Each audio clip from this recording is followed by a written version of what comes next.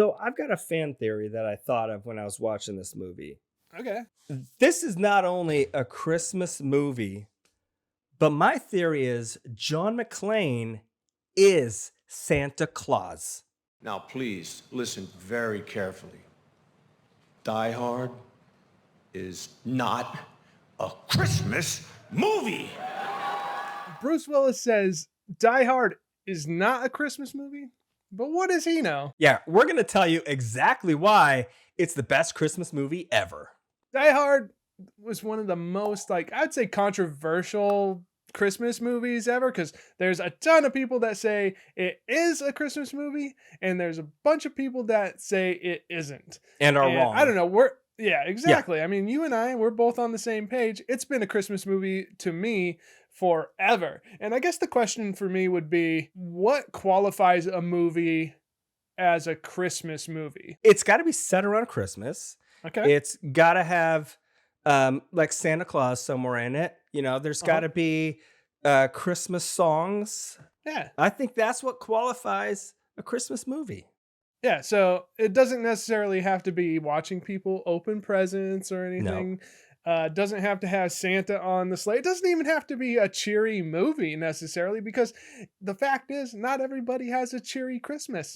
Yeah. And John McClane is showing you that, man, he's got the roughest Christmas or Christmas Eve ever. Well, I'm going to say I'm pretty sure he was coerced by the Hallmark Channel, to say those words. I don't think deep down he believes it. I think deep down he knows in his soul that Die Hard is actually a Christmas movie. 100%. He probably sits there and watches it at home every Christmas. Yeah. Christmas tree off the side. I do. You got Die Hard. He's crawling through the vents. Yeah. I put it on when I'm decorating the Christmas tree. It's a movie I definitely watch every year, and it's one movie that I'll watch. It's a year-round movie that I can watch for sure. But man, Christmas time, that's when I start thinking about it. Yeah, I'll start it off with Christmas Vacation, and then I'll put on Die Hard towards the end of the night. I think on my list is Gremlins. I definitely have Die Hard. Christmas Story is just like always on, so you don't even need to necessarily like go out of your way to watch it, because it's on all day. You get like the whole movie in little bits and pieces. I see what you're saying. Yeah. But we're not talking about Christmas Story. We're talking about the most action-packed Christmas movie ever. Oh, John McClane. I know I've got some reasons why it's a Christmas movie, and you've got your reasons. You guys can debate in the comments on why you think it's not, but we're going to tell you you're wrong. Let's have you start it off. I was like combing through this movie.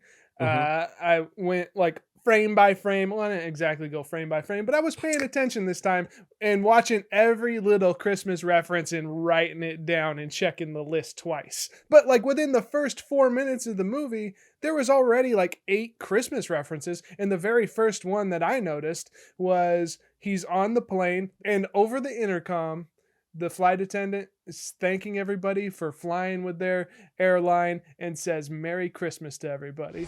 Have a very Merry Christmas. Right off the bat, bam, Christmas. Yeah. After all that, you get to Nakatomi Plaza, and they got the big old Christmas tree right there. I want to congratulate each and every one of you for making this one of the greatest years in the history of the Nakatomi Corporation. We thank you one and all and wish you a Merry Christmas and a Happy New Year. Now, I got to interrupt you. How cool would the Nakatomi logo be for a tattoo? Yeah? Where are you going to put it? Just right on the neck. Oh. Right on the neck. Yeah, give me a neck tattoo. Nakatomi. See, I didn't even think about that, but that's good. And then another little detail I noticed that happens in a few spots, and it probably happens more than I noticed, is there's in the soundtrack itself, there's sleigh bells going. Oh. Yeah, I feel like there's more sleigh bells and stuff in the background than any Hallmark movie. Yeah. I'm gonna go on a limb and say that right there.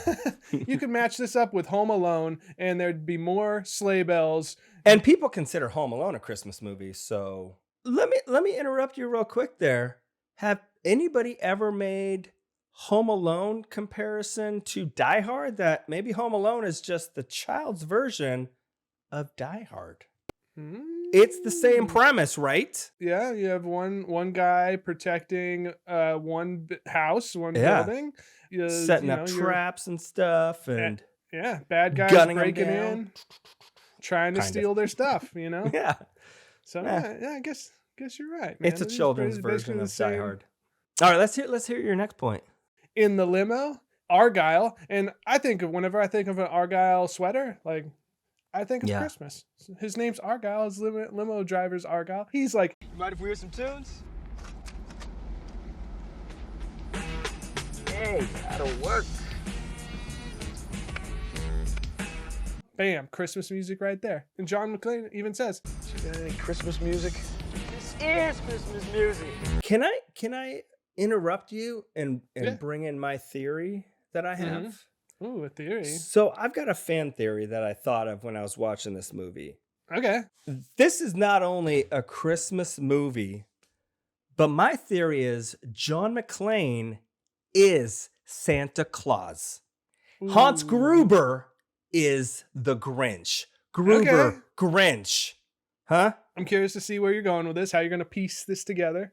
John McClaus. That's what I'm. Okay.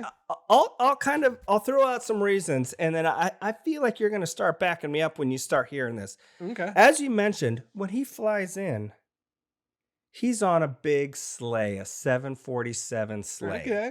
He's bearing gifts. He's got Mhm. that big old teddy bear, right? Yeah. As he pulls up in the limo with Argyle, they're bumping some Christmas raps. They're talking about Santa Claus arriving right as he opens up the doors and he steps out. Are you with Okay. me so far? I'm with you, man. Are you guys with me? Because I got several more reasons. Let's keep coasting through this. And then the Grinch shows up to steal Christmas from these people. He's going to take them hostage, ruin their evening, just like the Grinch did. And then his heart is clearly 2 sizes too small. St. McClaus, he's sneaking around that building undetected, just like Santa Claus. Oh, yeah. He glances over at a time. He sees a couple Santa statues. He snickers to himself because deep down he knows that's what he's going to be wearing later that night. You've got Hans and his 12 elves. McClaus is just taking them down one by one like an advent calendar. Yeah. There's 12 days of Christmas and there's 12 henchmen. And then a chimney and an air vent are the exact same dimensions, basically. Come out to the coast. We'll get together. Have a few laughs. See, they fit perfect, right? Yeah. Those are the main reasons why I'm Oh, yeah. thinking that he is Santa Claus. Oh, let me back you up here a Yeah, little bit because now I because- just had a random thought. Yeah. He was like in the elevator, right? And he had just sent down the body that has the sweater on it. Yeah. Now I have a machine gun. Ho ho ho! Right? He even writes ho ho ho. But on top of that, he's up there and he's listening to the names and he's writing down the names and he's writing down that naughty list, man. He's like, man, Hans ain't getting that. He sent down his ho ho ho message and said, Hans, not today. I'm willing to bet that he checked that list twice, too. And then when Hans pretends to be Clay, I'm John McClane. You're, Clay. Bill Clay. he like sees the list on the wall. Yeah. He's like, you aren't Clay, man. No. He gave him that gun and said, I ain't an idiot. I'm Santa, bitch. Yeah. Yippee-ki-yay. And he's like tiptoeing up on the rooftop, busting through, just like Santa does. He makes a little bit more of a mess. And he's got guns. Yeah. I have one more thing that could add to the Santa theory here. John's over there. He's like shirtless. Wait, hold on. I'm envisioning this real quick. Yeah, shirtless. Just glistening with blood. And he's got a gun taped to his back. It Yeah. says Season's Greetings on it. He just happened to have like tape in his pocket from like wrapping gifts and stuff. And then he's like, oh man, I knew this would come in handy. After hearing all this, okay, you might not be on board with me about the Santa thing. You know what? That's my fan theory, Fine. but I'm sticking with Fine. it. But you guys can't argue that this is not a Christmas movie. And if you're saying like that's not enough, when we talked in the beginning that, hey, you need Santa in this movie in order for it to be a Santa movie, check this out right here, right now. Bam! Santa right there in the background, really small Santa decoration. So Santa mark, check mark, Christmas tree, check mark, Christmas music, check mark. Yeah. Christmas references all day. Even Al, the cop, he's like whistling Let It Snow when he's buying Twinkies and stuff.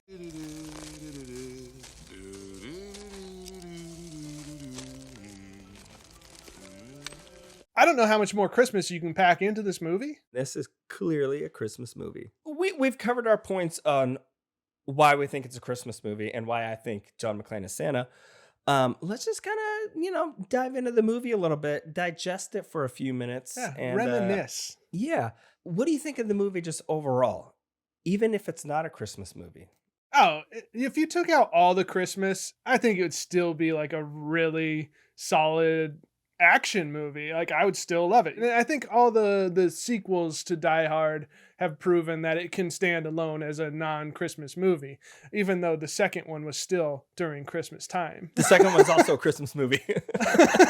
But we're not going to get into that right now. But you can't have a sequel and then like say it's not a Christmas movie, have a sequel and then it happens to be on Christmas again. You got yourself a yearly Christmas movie. Overall, I mean, this is one of the best action movies, I think, just in general. And it just ranks up there as almost perfection. There's nothing that I don't enjoy about this movie. And I'm just like even thinking about like how they shoot out the glass so that way he gets his feet cut and stuff and all that. So it's like got little things like that. When he's under the table is like one of my favorite scenes. He's just like pow, pow, pow, pow, pow, pow, just blasting through. Thanks for the advice. Well, on that note, let's talk about your favorite quote from this movie, because there's a lot of good quotes. What's your favorite quote? The most memorable quote that is of course, Yippee-ki-yay, motherfucker. And welcome to the party, pal. Yeah. But I always like the really obscure weird ones that make me giggle for no reason. My favorite quote is, "I'm Agent Johnson. This is Special Agent Johnson." And then the other guy's like, "Yeah, no relation." I'm Agent Johnson. This is Special Agent Johnson. Oh, how you doing? No relation. Yeah. One's a black guy, one's a white guy. Clearly no relation. You just made me think about, all the cops. Al, he's just an amazing, like, cool cop that even has, like, depth to him. Talking about why he didn't ever want to have to shoot his gun again. Yeah. And all that. And how they bring it back to how he, like, kind of saves the day by doing it. All right, so we've talked about favorite quotes. What about favorite moments in this movie? There's something about just when that whole shootout scene and then when he's like crawling under the table and just I think that's probably my favorite thing. I would have to say the scene where he wraps that hose around him and just goes jumping off the building, and then just has to like shoot his way through the window and like smash with his feet. Like, and here's the thing, man, with glass, because I've had a piece of glass in my foot, and you might get like a chunk and the big chunks out, but there's going to be little tiny shards in there that you're not getting out. And every single step you take, every move you make, I'll be watching you. They just like burrow in deeper and deeper. And oh man, that would have been painful. Like all movies, we have our obscure random rating. Completely irrelevant. Let's just keep it Christmas themed and Christmassy. Okay. So how many balls are you decorating your Christmas tree with? You know what? I'm going to make it like this. I'm going to do a Christmas ball for every one of the enemies or the terrorists. Okay, the 12. Or technically, I think there's 13 with Hans, but yeah. Yeah, okay, 12 or 13, whatever. We're going to get them all. And then there's going to be Al. He's going to be down there. We're going to set the scene, basically. Al's going to be down here. And then you're going to have John just gracing the star. And maybe he swings around and he decorates the whole tree with garland. I'm going to say, in terms of this movie, you're not even going to be able to see the Christmas tree. It's going to be all balls, baby. All balls.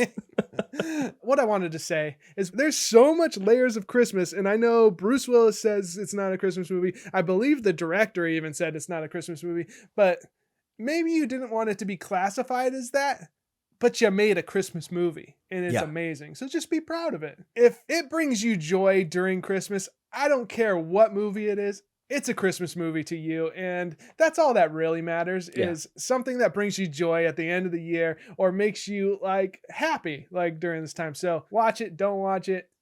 It's a Christmas movie for us. Merry Christmas, everybody. And until next time, ho, ho, ho.